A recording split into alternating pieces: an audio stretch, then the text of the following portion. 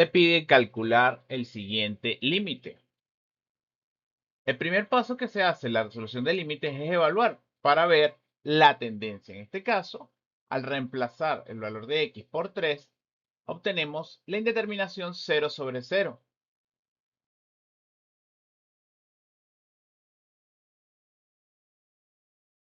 Bien, segundo paso sería aplicar el artificio matemático, que en este caso sería la racionalización tanto del numerador como del denominador de manera simultánea. ¿Esto por qué? En primer lugar, porque aparecen raíces tanto en el numerador como en el denominador, y en ambos casos resulta 0/0. El caso de la racionalización debe utilizarse comúnmente a manera de repaso cuando tenemos indeterminaciones del tipo 0/0 o infinito menos infinito, donde debe aplicarse este artificio. Bien, el paréntesis con las expresiones en rojo vendrían a ser lo que es la expresión conjugada del numerador. ¿Qué quiero decir con esto? Refrescando un poco el concepto. La conjugada del numerador vendría a ser el mismo numerador cambiando el signo entre las dos raíces. Es decir, este signo menos pasa a ser más, tanto arriba como abajo. La expresión conjugada simple y llanamente es replicar el numerador en el denominador, así como se ve, y la única diferencia con respecto al numerador original es que en lugar de ser menos es más. Hay un cambio de signo. ¿Qué ocurre para el denominador? El denominador ocurriría de manera análoga con los signos al del numerador. Entonces, si tengo un menos acá, acá va a aparecer un más de color azul. Entonces, se mantienen intactas, como pueden observarse, los signos que están dentro de las raíces, es decir, en las cantidades subradicales. Eso se debe respetar. Lo único que se alteró realmente cuando trabajo con la conjugada son los signos que están entre las dos raíces. Si aquí es menos, aquí debe aparecer más más. Si aquí es menos en el denominador, aquí va a aparecer más más. Si fuera al contrario, más, entonces debería aparecer menos menos. ¿Ok? Este sería el artificio. Bien, ahora vamos a ver cómo se opera esto. Esto es súper sencillo. Si observamos este primer término señalándolo acá, con este primer término, estamos en presencia de lo que se conoce como la multiplicación de un binomio por su conjugada, es decir, un producto notable, donde el primer término se parece o es idéntico, mejor dicho, al primer término que tenemos acá. Primer término igual al primer término. Segundo término igual al segundo término. Entonces tenemos acá menos más. E indistintamente, y si fuera más menos, se va a aplicar lo mismo. Va a ser cuadrado del primer término menos cuadrado del segundo término. No tendría sentido efectuar las multiplicaciones como comúnmente se hacen, que si estos dos términos por este o estos dos términos por este, no tiene mucho sentido porque ya sabemos que esto es una multiplicación que nos conduce a un producto notable, que vendría siendo el producto de una diferencia por la suma de dos términos, ya ampliamente conocido aplicado en los polinomios. Igualito aplica para el caso de la racionalización. Entonces, señores, cuadrado del primer término menos cuadrado del segundo término. Con eso ya operé lo que está en negro con lo que está en rojo. ¿Ok? Queda intacto el término en azul, el numerador en azul. Fíjense que aquí está 2x más 3 más la raíz cuadrada de 4x menos 3. No se opera bajo ningún concepto. Vamos con el denominador. En el caso del denominador tenemos esta expresión en color negro y tenemos la expresión en color azul. Ambas expresiones eh, son casi idénticas. ¿En qué difieren? En el signo entre las dos raíces. Entonces podemos decir que la expresión en negro tiene su conjugada o su binomio conjugado en el azul, la expresión azul. Entonces se opera de la misma manera, cuadrado del primer término menos cuadrado del segundo término. ¿Por qué? Porque estamos en presencia de lo que se conoce como un producto notable. Bien, entonces, dicho esto, la expresión en rojo sí queda intacta, esta no se va a operar. Queda intacta, no se va a tocar bajo ningún concepto. Siguiente paso. El siguiente paso sería cancelar la raíz con el cuadrado en cada caso, como se ve acá, tanto en el numerador como en el denominador.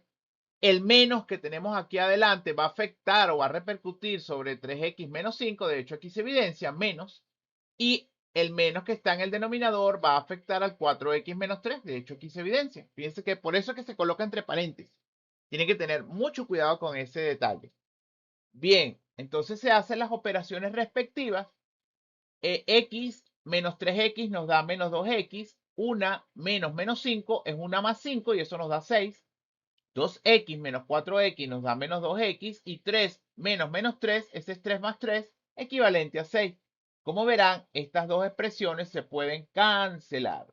Esta se cancela con esta completamente y nos quedaría precisamente los binomios en color azul y en color rojo. Hacemos como último paso la evaluación del límite resultante, es decir, reemplazar el valor de x por 3. Y al reemplazar ya nos queda un valor numérico distinto a una indeterminación, como lo quedaba anteriormente, que era 0 sobre 0. Aquí ya nos da un número.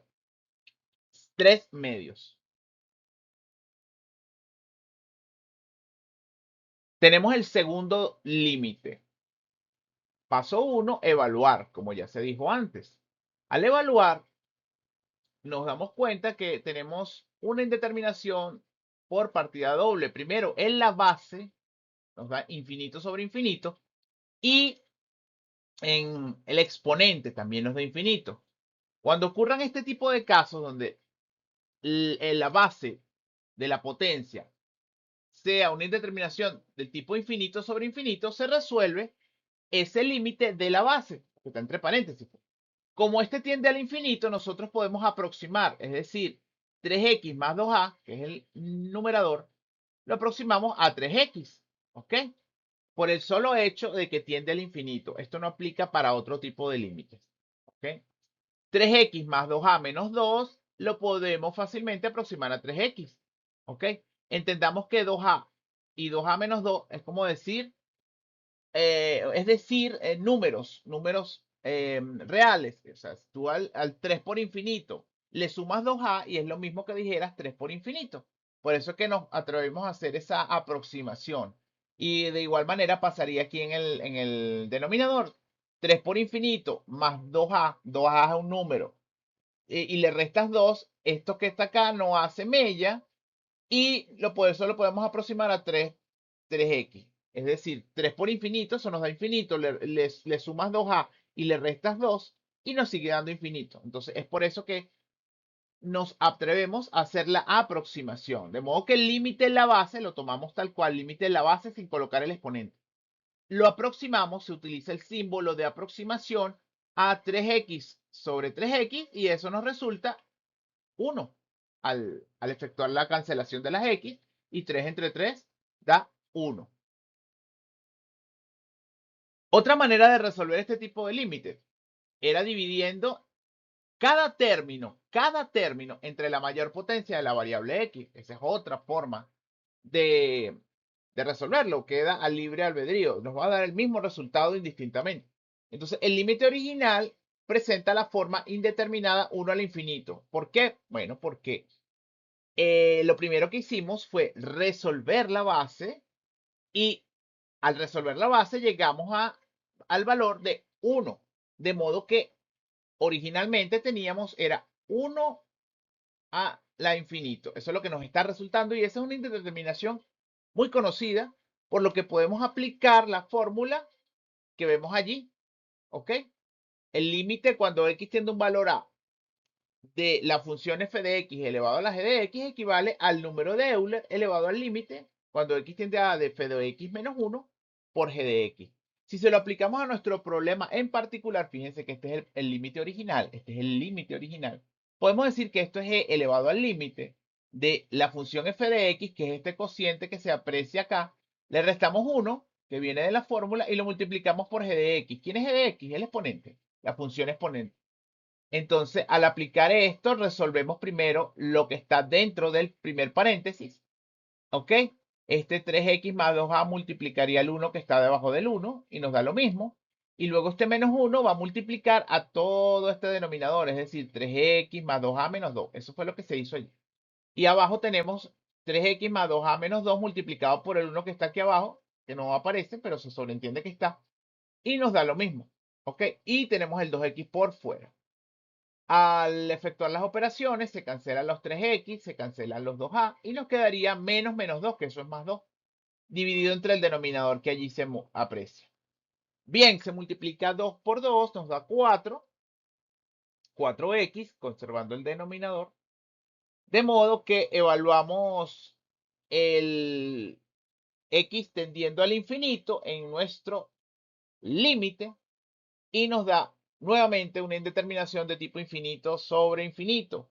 Aproximamos el denominador de 3x más 2a menos 2 a 3x, de modo que nos resulta algo súper sencillo como el límite cuando x tiende al infinito de 4x entre 3x, se cancelan las x y nos quedaría 4 tercios.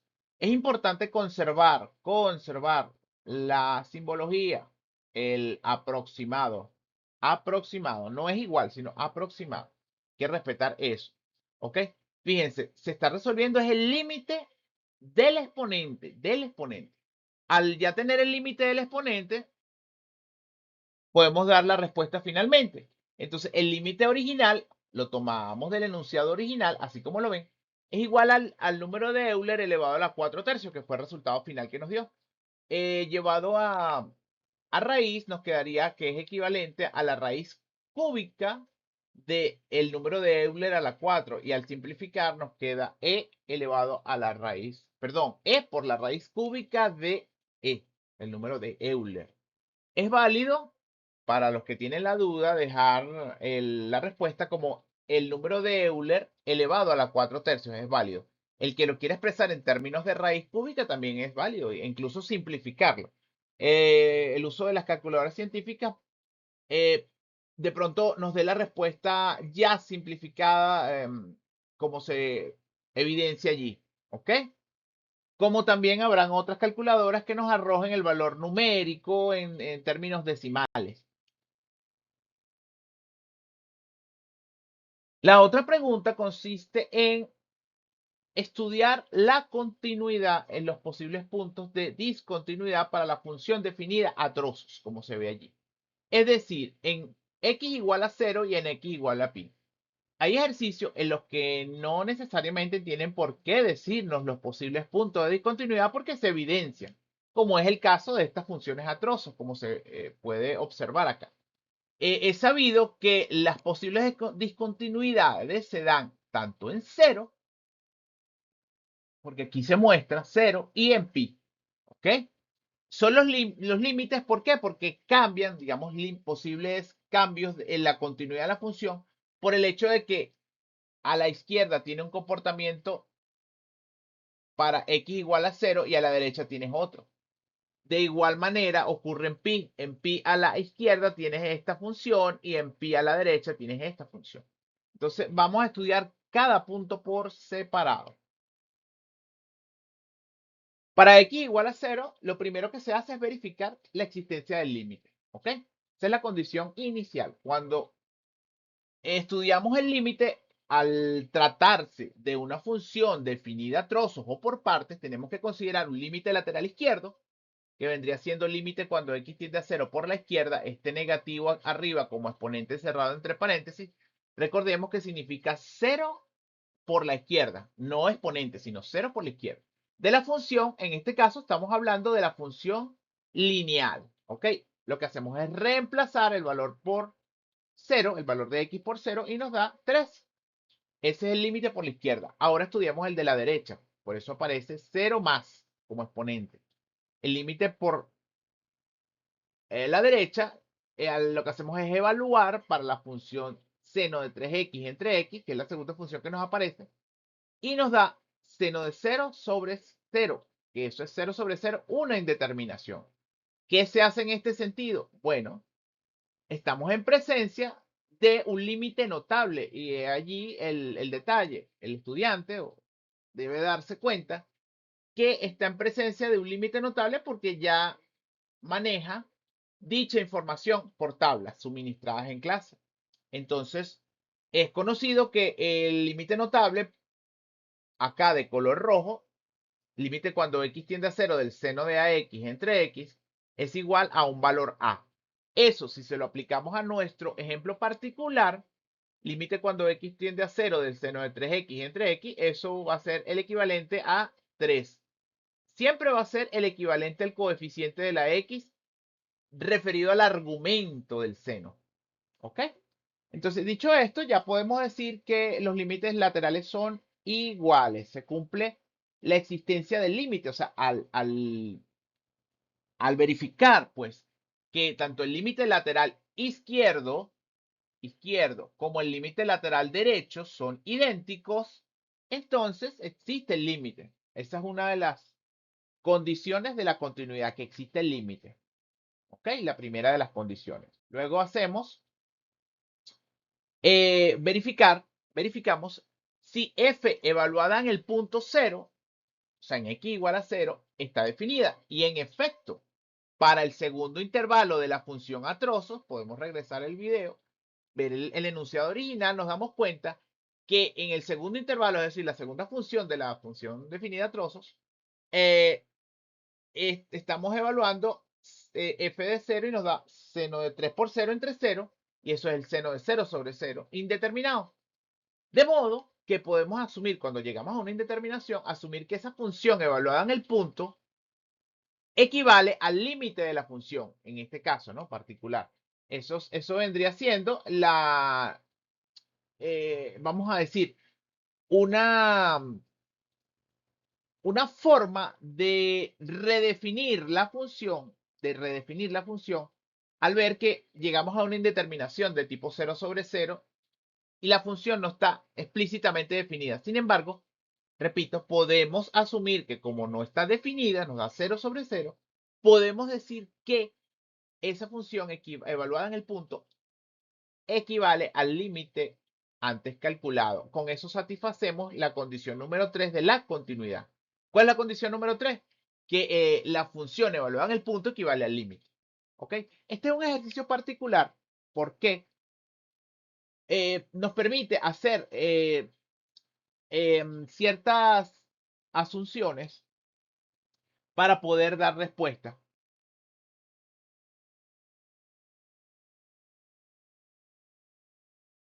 Ahora se hace el análisis para x igual a pi. Lo primero que se hace, como se hizo en el caso anterior, es verificar la existencia del límite. Es decir, calculamos los límites laterales. Cuando x tiende a pi por la izquierda, estamos hablando de la función seno de 3x entre x, que vendría a ser la segunda función de la función definida a trozos. Entonces, al evaluar nos da 0 sobre pi. Y recordemos, 0 sobre un número que no sea 0 nos resulta 0. Ahora, el límite cuando x tiende a pi por la derecha. Eso sería evaluar en la última función, en la tercera función, coseno de 3pi, y eso nos da menos 1. Como los límites son distintos, aquí corrijo, aquí va el símbolo de distinto o diferente. ¿Ok? Va la línea muy a propósito. Límite cuando x tiende a pi por la izquierda es diferente de el límite cuando x tiende a pi por la derecha de la función. Eso implica, fíjense que la flecha de perdón, implica que no existe el límite cuando x tiende a pi, ya desaparece el más y el menos. No existe, repito, el límite cuando x tiende a pi de f de x. Al no existir el límite en x igual a pi, no podemos hablar de continuidad en la función. Más adelante vamos a dar la conclusión. Entonces, aquí hay un salto finito. ¿Por qué se habla de un salto finito? Porque los límites laterales son distintos y en ambos casos dan números diferentes, ¿ok? Si alguno de ellos tendiera al infinito, entonces estaríamos en presencia de un salto infinito, que no es el caso.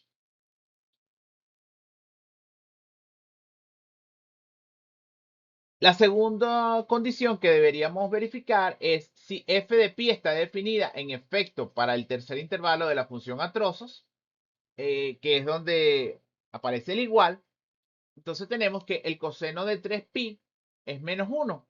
No se está cumpliendo la condición. Primero, la tercera de las condiciones. La condición número 3 establece que la función evaluada en el punto, recordemos, equivale al límite. En este caso, como no hay límite de la función, no podemos decir que se está cumpliendo la condición número 3. ¿Ok? Conclusión. Conclusión.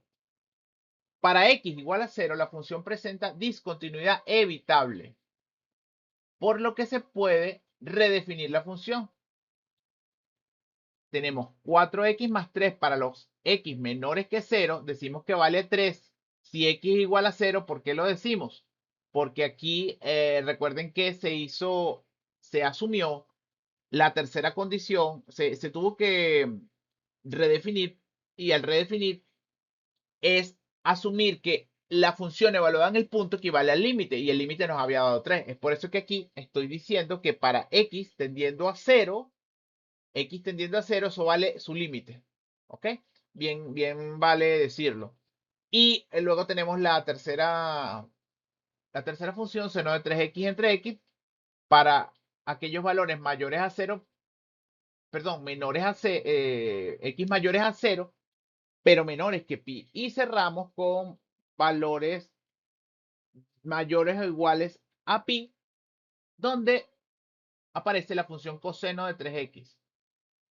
En x igual a pi, la función presenta una discontinuidad esencial o inevitable de salto finito, como se asomó en la lámina anterior. La tercera pregunta consiste en un ejercicio de aplicación de rectas. Un laboratorio farmacéutico ha desarrollado dos presentaciones de un mismo antibiótico en suspensión oral. Para la presentación pediátrica tiene una concentración de 50 miligramos por mililitro, y para el caso de adultos, 100 miligramos por mililitro. Ambas formulaciones utilizan los mismos excipientes y el mismo principio activo, por lo que se espera que la velocidad de degradación, es decir, la constante cinética, sea idéntica en ambos casos. Es decir, que gráficamente las rectas de degradación serán paralelas, pero con diferentes puntos de partida. Se realiza un estudio de estabilidad acelerada con la suspensión pediátrica, 50 miligramos por mililitro, y se obtienen los siguientes datos. Tenemos allí datos. A los 0 días, es decir, al inicio, tenemos una concentración inicial de 50 miligramos por mililitro. Y a los 120 días tenemos 38 miligramos por mililitro. Sin hacer mayores cálculos, es de apreciar que se trata de una función decreciente. ¿Qué quiero decir con esto? Que la pendiente es negativa. Nos va a dar negativa por el hecho de que al aumentar los valores de la variable independiente, disminuyen los valores de la variable dependiente. Eso debería ser la inferencia que pudiéramos hacer acá. Bueno, vamos a comprobarlo en el cálculo. Ahora tenemos las preguntas respectivas. Calcule la pendiente de la recta de degradación. Podemos inferir acá degradación. Quiere decir pendiente negativa. Es lógico que nos vaya a resultar así. Lo vamos a comprobar respectivamente. Escribe la ecuación de la recta que modele la concentración en función del tiempo para esta presentación, sabiendo que la concentración inicial de la presentación para adultos es de 100 miligramos por mililitro y que la constante de degradación es la calculada en el apartado A. Escriba la ecuación de degradación para esta presentación. La normativa internacional establece que un medicamento es apto para su uso mientras su concentración no supere al 90% de su concentración inicial.